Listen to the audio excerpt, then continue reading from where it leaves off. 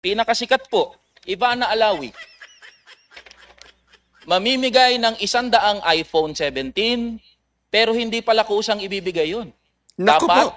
ikaw muna ay mag-subscribe o mag-like doon sa isang online gaming platform. Oh. At wala po kahit saan dito yung pagsunod doon sa sinasabi po na pinag-uusapan natin kanina, Ad Standard Council, authority, merong approval po mula sa PAGCOR. Hindi rin po nakalagay. Halimbawa, ito pong isang sikat to, si Osas. Dalawang Osas bata. Millions of followers po to. Wala po kahit saan dyan na nakasulat na gambling can be addictive. Know when to stop. My question po, Madam Chair, is paano po ini-implement o ini-exercise ng Sino yun? Hindi naman sikat yung animal na yun, ah. PAGCOR ang kanyang regulatory power over these content creators and influencers? Madam Chairperson, I will, with your permission, I would like to answer. Naku, si Lagdameyo ba ito? Naku po, patay tayo dyan. Alam na nating karakas nito. Congressman San Fernando, una po, totoo po yun. Meron pong sumusunod, meron pong hindi sumusunod. Ang akin pong gustong talakayin sa umagang ito ay yung pinunan ninyo na lumabas na ang isang online endorser tulad ni Ivana. Okay. Sa harap ninyo at sasagutin ko pong hindi po sila himingi ng permiso. Ano po ang ginawa ng PAGCOR? We fined the online gaming company 1 million pesos and together with that, gave them a stern warning na hindi na dapat maulit ito. Kung maulit ito, heavier fine and Baduy. 1 million? 1 million lang? Magkano kinikita na lintik na app na yan o yung online gambling na yan? Tas 1 million lang? Baka 100 million na kinikita niyan, tas ganyan na Alam mo kung bakit mayaman na sinasabi ko mayaman ito? Ilintik ilan yung binigay na iPhone? If they can do that, na magbigay ng iPhone, ilan yun? Sabi nga, magkano yung total nun? Million eh. More than million ang total nung binigay nila eh. If they can do that, ano ngayon ang 1 million? Tapos stern warning, katarantaduhan. No wonder, kaya hindi tayo sinusunod ito mga hindot na to dahil ganyan ang gobyerno natin. Ewan ko naman dito kay Fernando na naman na to, tong congressman na to. Simula lang matapang pero yung tapang nito bumabahag porket eto siguro dahil si Lagdameyo nagsalita. Yung buntot nito ni parang hindi dapat matindi, hindi lang ho dapat stern warning, suspension. Yun ang gusto namin mga madinig at saka siguro mga at least 10 million man lang na penalty. Yung aaray ba, alam mo, the reason why binibigyan mong penalty yung isang tao para umaray, kumirot, di ba? Yung kirot na yon, hindi ko na uulitin. Yung 1 million, hindi bibigay ng kirot yun. Dapat ako na lang naging congressman kaysa dito eh. Hindi, joke lang yun, joke lang po yun. Wala akong plano maging congressman. Wala talaga. That Oo lang ng oo. Supot pala. Supot! it can lead, another violation can lead to the suspension and ultimately the cancellation of their license. So yan po, Tanginang stern warning. Shit! Kaya alam mo, sorry to say kaya ganito itong bansa na ito. That kind of treat sa batas. Kasi literal naman sinabi na nila, there were violations. If there is violation, therefore, it should be suspension. Hindi pwedeng warning kita. Siyempre, di nauulit yan. Ang point ko dito, dapat yung penalty mas matindi. Pinagagalit niyo ako eh. Tapos yung congressman naman, oo. Support! na ipatupad namin, nagbayad po sila ng 1 million piso at minandohan din po namin sila, Your Honor, na ihinto na yung nasabing promotion na yon. Pangalawa, meron po kayong Proud ka pa, ha? pinakita rin na Posas Rosas. Your Honor, marami po dyan ay hindi mga licensee ng PAGCOR. Hanggang sa mga oras na ito, mahigit halos tumatabla lang po 50% ng nag-ooperate ay may lisensya ng PAGCOR, 50% po naman ay illegal. Kaya ang akin po, kung wala pong tinutukoy dyan, hindi po kamukha nung kay Ivana kanina, Your Honor, na inyong tinukoy, nag-identify siya ng online gaming operator. Legal po yun. Meron po kaming karapatang mag-issue ng isang warning at magpabayad ng fine. Pero gusto ko pong liwanagin sa miyembro ng committee ito, gayon din naman sa ating butihing chairperson, na 50% of the current operators of online gaming are illegal. Ano Meaning, gagawin nyo? we do not have any jurisdiction over them. Nung ako po yung nag-assume ng chairmanship ng PAGCOR, ay halos nasa 8 So bale, inutil pala kayo. Wala pala daw silang magagawa kasi wala daw sa ilalim nila yon, wala daw sa jurisdiction nila yon. So mga inutil pala kayo pagdating sa online gambling. Anong gagawin ninyo mga congressman nating mga walang ginawa kung hindi impeachment ang inatupag? Ano gagawin nyo ngayon? 10% pa lang po ang legal noon. Pero with our reforms, with the structure that we have set up, medyo nakaangat na po at sa ngayon, ang amin pong paniwala ay nasa halos tabla na po 50-50. Pero hindi pa po, Congressman San Fernando, mahinto yung illegal online gaming operators. At ang masama po rito, wala po sa Pilipinas sila. Sila po ay nasa abroad na gumagamit ng mga influencers na mga kababayan natin. Thank you, Chair Al, dun sa paglilinaw na yun. Ngayon, malinaw na po na illegal itong karamihan ng mga online sugal. Ano po yung mga pamamaraan para mapanagot natin itong mga content creator na walang habas na makapag-promote ng online sugal?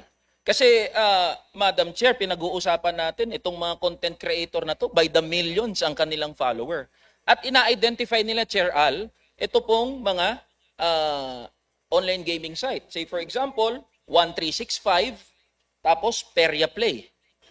So ito, paano po kaya natin mapapanagot itong mga content Tulad creator? po yung na to? binanggit nyo na yun, hindi po license ng PAGCOR. Okay. Well, Your Honor, Madam Chairperson, with your permission, I would like to answer it. Congressman San Fernando, Your Honor, gusto ko pong ipagbigay alam sa inyo, sa pakikipag-ugnayan po ng PAGCOR sa DICT, sa NTC at sa CICC, marami na po kaming, sa pamamagitan nila ng mga ahensyang nabanggit ko, idinimanda sa korte. Naku po, Sapagkat- puro gayaan. Maliwanag po na pinatawag po at kinausap po ng CICC ang mga endorsers na yon at winarningan sila na hindi na po sila pwede mag-endorse ng mga illegal or non-PAGCOR licenses. Kaya meron na po silang pangkaso, kung hindi ako nagkakamali, himigit kubulang po sa mga 15 endorsers at top endorsers ang nahabla na po. Pangalanan ninyo yung mga putang inang yan. Sorry pasensya na ho sa mga nakikinig, pasensya na sa mura, pero marami ho kasing dahil dyan sa mga putang inang influencer na yan, marami ho yan sinirang buhay. Kaya hindi dapat yung mga yang galangin dahil mga putang ina niya mga yan, hindi nila inisip ang mga kababayan natin. At ongoing na po yung mga kaso nila. And in fairness, meron pong magagaling at maraming follower na mga content creators or endorsers, ang voluntaryo na pong umatras at hindi na po sila nag-i-endorso ng mga illegal na site. Alam nyo, ito problema sa Pilipinas eh. Ito okay lang sana sa akin kung ganyan kayo mag-treat eh. Pero hindi kayo ganyan mag-treat sa mga kalaban nyo sa politika. Yung mga kalaban nyo sa politika, kahit wala namang ginawang masama, kinakasuhan nyo. Etong mga hindot na mga influencer na to na nagpo-promote ng gambling, puro warning, nagbago naman sila kasi hindi patas eh. Kaya nakakainis. Okay lang sana kung ganyan eh, sa lahat.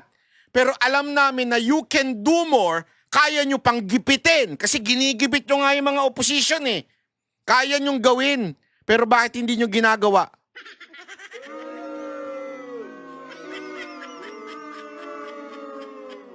Lintik. Sorry, high blood na ako. Tama na, tigil lang nga natin ng pagbibideo ko. Kami po sa kanila, Your Honor, lumipat na po sa mga legal operators. So, kami ganun po pa naman, rin, lumipat. walang police power, Shit. wala po kami magawa kung hindi magrekomenda lamang sa DICT, sa NTC, gayon din naman sa CICC ng mga inaakala naming dapat ay maparusahan. Salamat po, Chair Al, dun sa sinabi nyo. Kailangan po na mapanagot dahil equally liable itong mga content creator at influencer na to sa pagkalulong sa sugal ng mga Gumawa ka ng batas. Leche ka.